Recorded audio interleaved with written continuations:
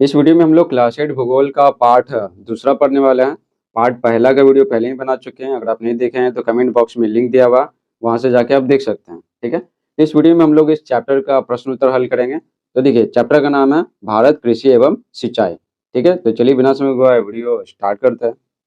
तो देखिए, अभ्यास का पहला प्रश्न है, निम्नलिखित प्रश्नों के उत्तर दीजिए। तो क्या है, निर्वाह कृषि और व्यापारिक कृषि में क्या अंतर है। ठीक है, इसी तरह से अंगा तक सवाल है। तो चलिए एक एक करके आपको बताते हैं।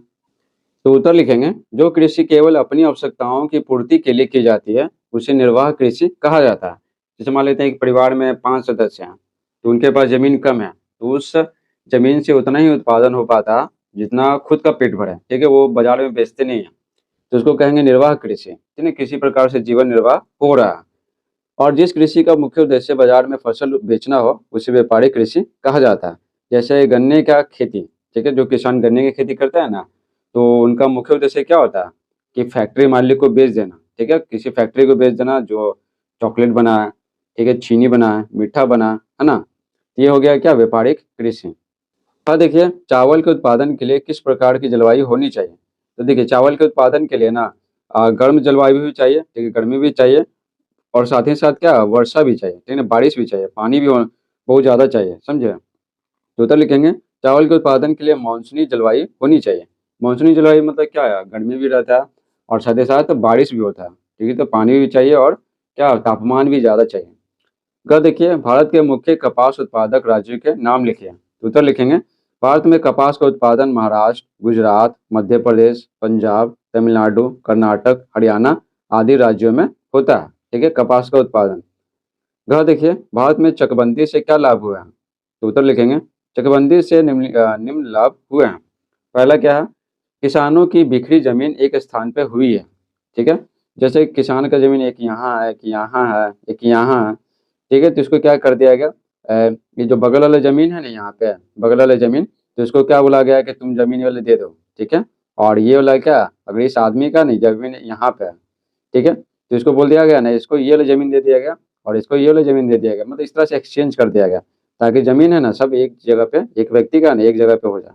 ठीक है, जैसे मान लेते हैं कि एक व्यक्ति ये और ये, ठीक है, ये था, तो इसका जमीन सब जगह एक ही जगह पे तीनों आ गया, ये हो गया चकबंदी।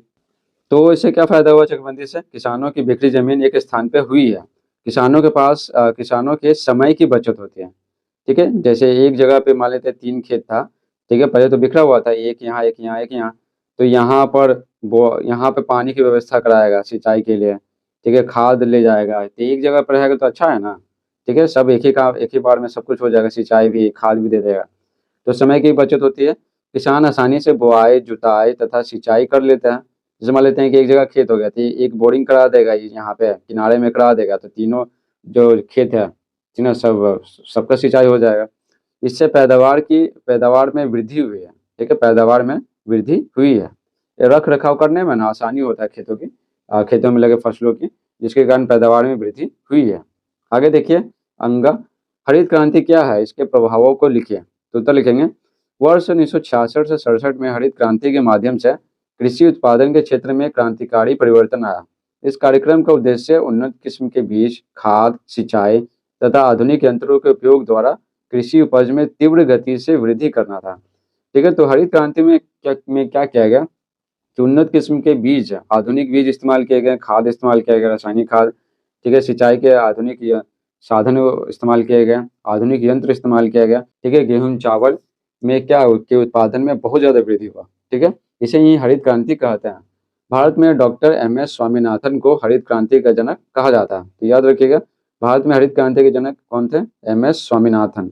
ठीक है, अब क्या बोला गया, इसके प्रभावों को भी लिखिए। तो उत्तर लिखेंगे, हरित क्रांति का प्रभाव, हरित क्रांति के प्रभाव स्वरूप अधिक उपज के लिए सुधरे हुए उन्नत बीजों का प्रयोग होने लगा। तो पहली बार है ना आधुनिक किस्म के बीजों का उपयोग होने लगा, और रासायनिक खादों जैसे ammonium sulphate, urea, super phosphate आदि का उपयोग किया गया। और इन रासायनिक खादों के उपयोग से क्या हुआ, फसल उत्पादन में बहुत ज़्यादा वृद्धि हुआ।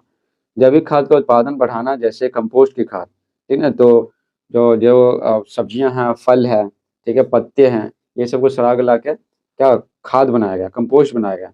रासायनिक कीटनाशक दवाओं का प्रयोग किया गया। ठीक है, कृषि यंत्र जैसे ट्रैक्टर, थ्रेसर आदि का प्रयोग करना, ये था हरित क्रांति का प्रभाव।